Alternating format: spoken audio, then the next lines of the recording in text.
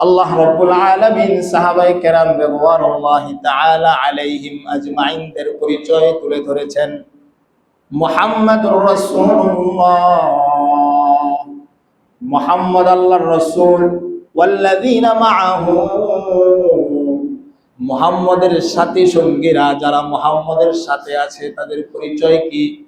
তাদের পরিচয় হলো আশিদ্দাউ আলাল কুফফার, কাফেরদের বিরুদ্ধে কঠোর।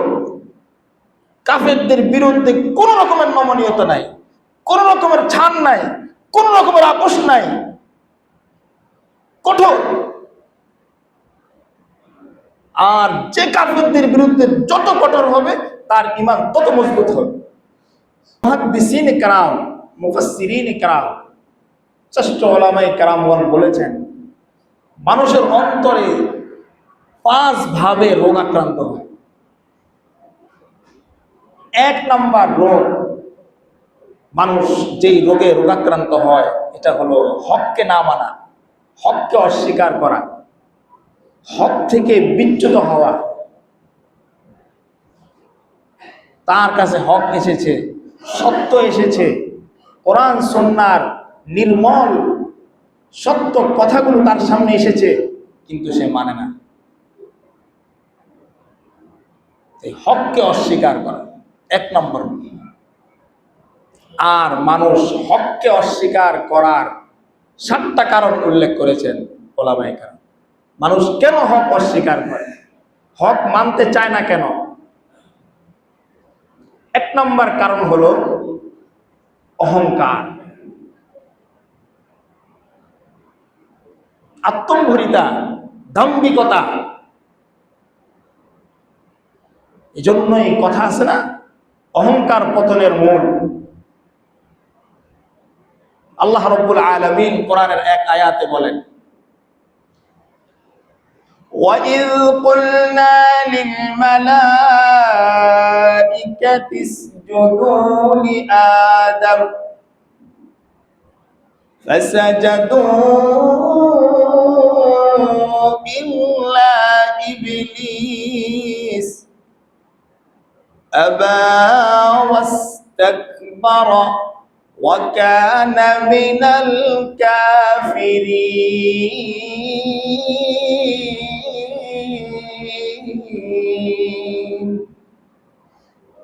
মহান রব্বুল আলামিন আয়াতে কারিমার মধ্যে এই যে আমাদের চিরশত্রু শয়তান, তার গোমরাহির কারণ উল্লেখ করেছে। আল্লাহ বলেন, ওয়াইদ কুলনা লিল মালাইকাতি ইসজুদু, যখন আমি বললাম সমস্ত ফেরেশতাদেরকে উসজুদু লি আদম, তোমরা আদমকে সিজদা করো, ফাসাজাদু, সমস্ত ফেরেশতা কথা বলার সাথে সাথে আমি মহান রব্বুল আলামিনের আদেশের সাথে সাথে সিজদায় লুটিয়ে পড়ল, ইল্লা ইবলিস, কিন্তু এই ইবলিস ব্যতীত, ইবলিস সিজদা করে না। সে কি করলো? আল্লাহ বলেন, আবা, সে অস্বীকার করলো, ওয়াস্তাকবারা, অহংকার করলো, ওয়া কানা মিনাল কাফিরিন,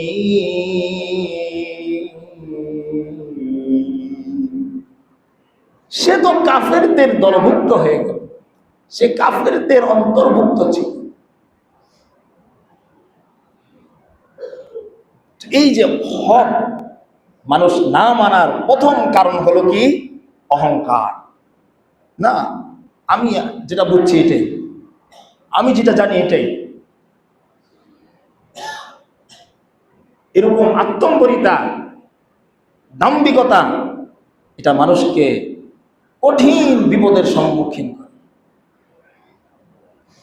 রাসূল করিম সাল্লাল্লাহু আলাইহি ওয়াসাল্লাম বলেন, অহংকার কি জিনিস?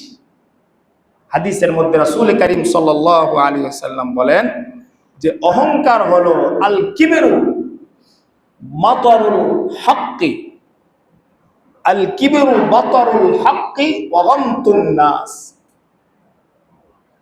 অহংকার হলো এমন জিনিস যে অহংকার সত্যকে মানুষ প্রত্যাখ্যান করে, সত্যকে যে প্রত্যাখ্যান করে বুঝতে হবে তার ভিতরে অহংকার আছে। আর কি? অগন্তুন নাস, মানুষকে তুচ্ছ মনে করে, এই জায়গাটা কিন্তু আমাদের আছে। একটু নিম্ন শ্রেণীর মানুষ, দিনমজুর মানুষ, দুনিয়ার অত স্টেবলিশ, অত অর্থ সম্পদ নাই, কিন্তু আমরা তারে ঘৃণা করি, অনেকে আছে। এটা কিন্তু অহংকারের আলামত, এটা অহংকারের আলামত। কোনো মানুষকেই ঘৃণা করা যাবে না, কোনো মানুষকেই তুচ্ছ জ্ঞান করা যাবে না, কোনো মানুষকে হেয় করা যাবে না। কারণ আমি জানি না, আমি যাকে নিয়ে হেয় করছি, যাকে নিয়ে তুচ্ছ জ্ঞান করছি, যাকে নিয়ে আমি তুচ্ছ তাচ্ছিল্য করছি, হয়তো সে হেদায়েত পেয়ে জান্নাতে চলে যাবে। আল্লাহ না করুন, আল্লাহ না করুন, আল্লাহ না করুন, হয়তো আমার নসিবে হেদায়েত নাও না। এই জন্য ভাইরা আমার, কোনো মানুষকেই তুচ্ছ জ্ঞান করা যাবে না।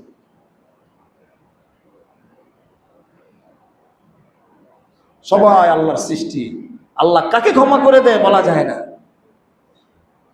এই জন্য আমাদের আকাবির আসলাফদের অনেক ঘটনা আসছে, তারা একটা প্রাণী, তাকেও তুচ্ছ জ্ঞান করতেন না। এই জন্য ভাইয়েরা আমার, এই জায়গাটাতে আমাদের মানসিকভাবে আমাদেরকে স্বচ্ছ হতে হবে। কোনো মানুষকেই তুচ্ছ জ্ঞান করা যাবে না। এমনকি যে যারা কুফরি করছে, তাদের কুফরিকে ঘৃণা করতে হবে। হতে পারে সে মৃত্যুর আগে ঈমানের সাথে তার মৃত্যু হয়ে যেতে পারে। এই জায়গাটাতে একটা মাসআলা, অনেকে আবার এই কথাকে কেন্দ্র করে তাদেরকে খুব আপ্যায়ন করে, তাদের সাথে মিলমিশ করে, তাদের ধর্ম যায়, তাদের উৎসবে যায়। এগুলো হলো ভুল বুঝাবুঝি। এগুলো আমাদের ইসলামিক সঠিক জ্ঞান না থাকার কারণে হচ্ছে। তাদেরকে আমি ঘৃণা করব, তাদের কাজকে ঘৃণা করব, কুফরিকে ঘৃণা করব, এবং ওই কুফরির সাথে সে লিপ্ত হওয়ার কারণে তাকেও আমি ঘৃণা করব, তার সাথে আমার শত্রুতা থাকবে। আল্লাহ বলছেন যে তোমরা কাফেরদের সাথে শত্রুতা পোষণ করো। আশিদ্দাউ আলাল কুফার,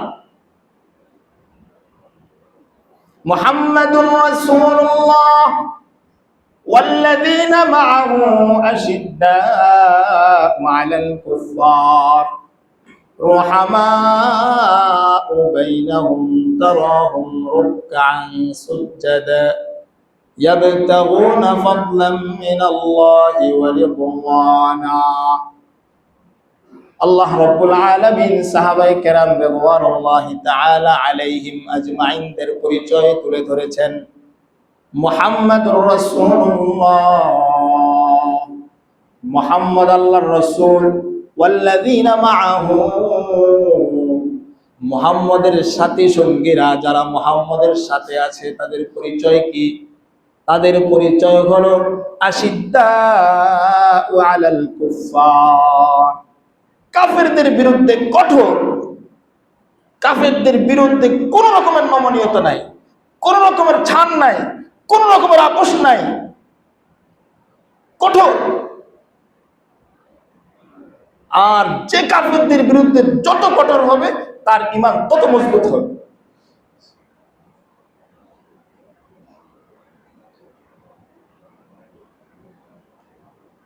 আর রুহামাউ বাইনাহুম, পরস্পরের মধ্যে তাদের সম্পর্ক হলো রুহামা, সহনশীল, একে অপরের জন্য এতটা নমনীয়, মুসলমান ভাইয়ের জন্য এতটা নমনীয়, এতটা উৎসর্গিত, নিজের জান বিলিয়ে দিয়ে নিজের ভাইয়ের প্রাণ রক্ষা করে।